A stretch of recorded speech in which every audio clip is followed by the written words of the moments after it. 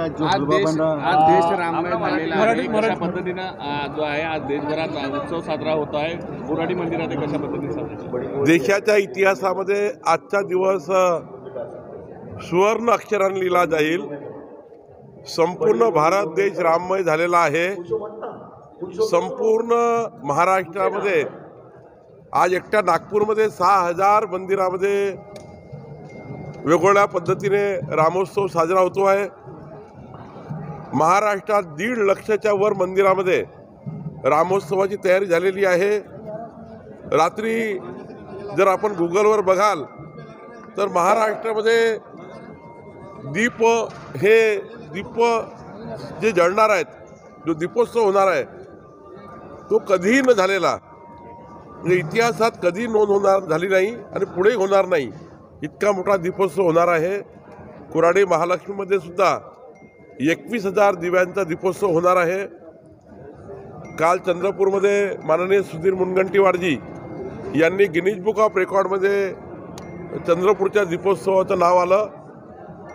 आज महालक्ष्मी कोराडीमध्ये 6000 किलोचा राम हलवा, जो कधीही महाराष्ट्रात आणि देशामध्ये यापूर्वी राम हलवा आणि हनुमान कढई, ही हनुमान कढई आणि राम हलवा हा कधीही या ठिकाणी याचा रेकॉर्ड नाही आहे. पण विष्णू मनोहरांनी या ठिकाणी सूचना दिली की आजच्या या पावन पर्वावर राम हलवा करायचा आणि या ठिकाणी 2 वर्ल्ड रेकॉर्ड या ठिकाणी करण्याचा प्रयत्न या ठिकाणी विष्णू मनोहरांचा आहे, महालक्ष्मी जगदंबा संस्थानाचा आहे आणि तशी तयारी झालेली आहे. मला वाटतं की हा विश्व रेकॉर्ड होईल. आणि सोबतच ही हनुमान कढई 25 तारखेला अयोध्येला जाणार आहे आणि अयोध्येला सुद्धा एक मोठा असाच विश्वविक्रम होईल. त्या ठिकाणी सुद्धा राम हलवा तयार करण्याची योजना विष्णू मनोहरांनी केली आहे.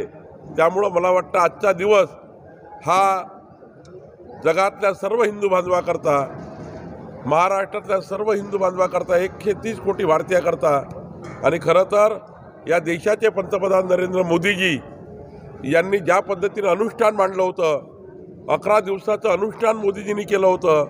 11 दिवस आमचे पंतप्रधान जमिनीवर त्या ठिकाणी सतरंजीवर झोपत होते आणि ज्या ज्या ठिकाणी प्रभू रामलल्लांचा सहवास आहे त्या ठिकाणी त्यांनी प्रवास करून संपूर्ण देशभर या ठिकाणी हा आमचा अस्मितेचा प्रश्न आहे, हा राजकारणाचा नाही आहे, अस्मितेचा प्रश्न आहे.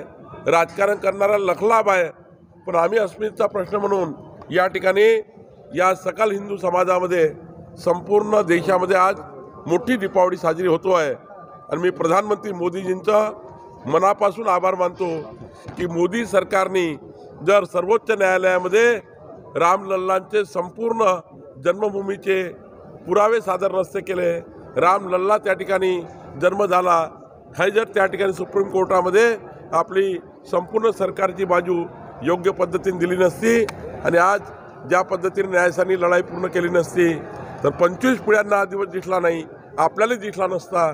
आज आपल्या सर्वांना हा जो दिवस दिसतो आहे याकरता मी ज्यांनी ज्या कारसेवकांनी ज्यांनी आपलं बलिदान दिलं, ज्यांनी याकरता प्रयत्न केले त्या सर्वांचं नतमस्तक होऊन आभार मानतो.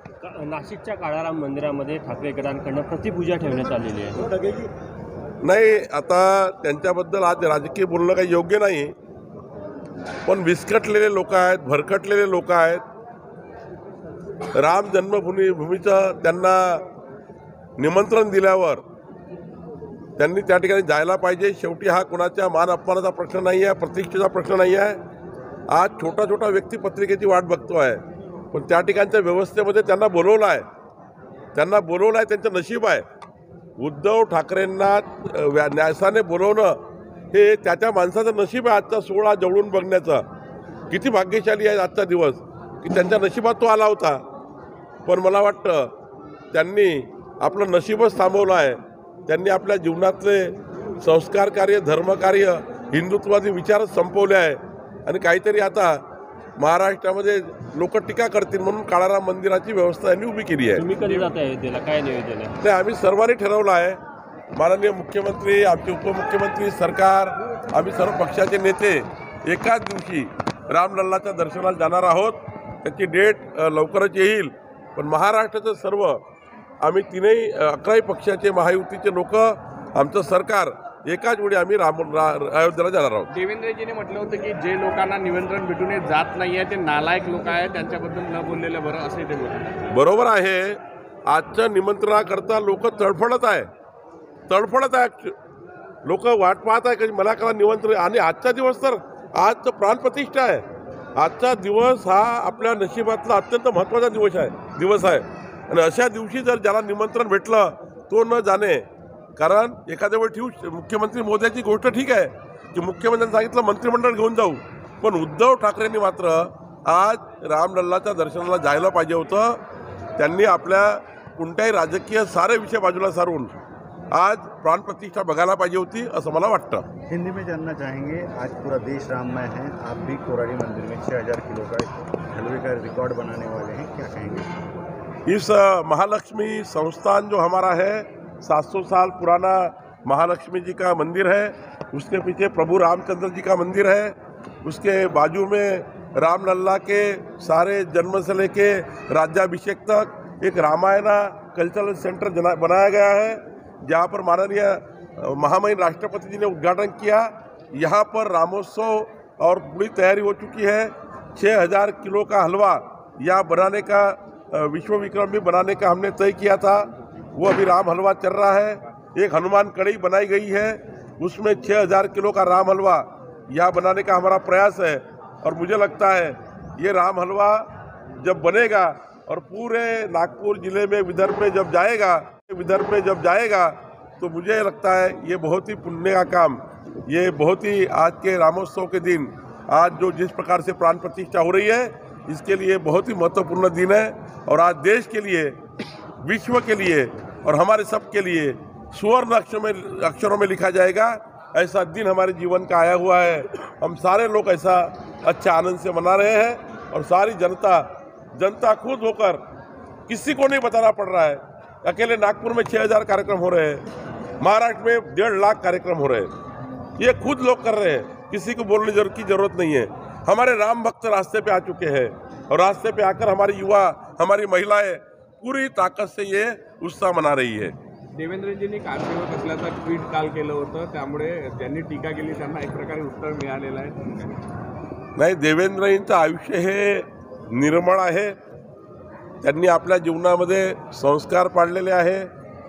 राम जन्मभूमीच्या आंदोलनामध्ये कारसेवक म्हणून त्यांनी आपलं त्या काळात तरी कधी वाटलं नाही, पण त्या वयात, बालवयातही त्यांनी आपली भूमिका त्या ठिकाणी धर्माची निभावली. या कारसेवेत त्यांचा मोठं योगदान आहे. आणि आता त्यांनी तो फोटो जो त्या काळाचा होता रेल्वे स्टेशनचा तो ट्विट केला. मी त्यांनी केलेल्या राम जन्मभूमीच्या योगदानाबद्दल, त्यावेळेच्या कारसेवेबद्दल, तेव्हाच्या राम जन्मभूमीच्या आंदोलनाच्या योगदानाबद्दल देवेंद्र फडणवीसांचं मी मनापासून आभार मानतो. त्यांचं अभिनंदन करतो की त्या वयात त्यांना वाटलं की रामलल्लाचा ज्या ठिकाणी जन्म झाला होता त्या ठिकाणी मंदिर बनावं, ही त्या वयात त्यांच्या मनात भूमिका आली आणि त्यांनी ती भूमिका वठवली आणि कारसेवेचा भाग झाले. आणि त्या ठिकाणी बाबरी मस्जिद पाळण्याकरता त्यांचा मोठा त्या ठिकाणी आपला रोल होता. तेही त्या ठिकाणी मोठ्या प्रमाणात त्यांनी आपली भूमिका बजावली आणि त्यांनी यापूर्वीच याबद्दल सांगितलं आहे. पण टीका करणारे टीका करत राहतील, त्यांना टीका करायचं काम आहे. पण देवेंद्रजी हे खऱ्या अर्थाने या धर्मकार्यात, या संस्कार कार्यात, या आध्यात्मिक कार्यात त्यांचा महत्त्वाचा रोल होता.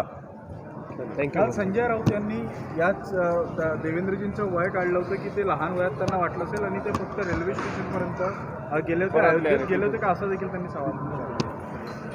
आता संजय राऊतबद्दल काय बोलावं? खोटं बोलण्याकरता किंवा खोटं रेटून बोलण्याकरता किंवा कुणावर व्यक्तिगत टीका करण्याकरता जगामध्ये एकट्याच माणसाला जन्म दिला, त्याचं नाव संजय राऊत आहे.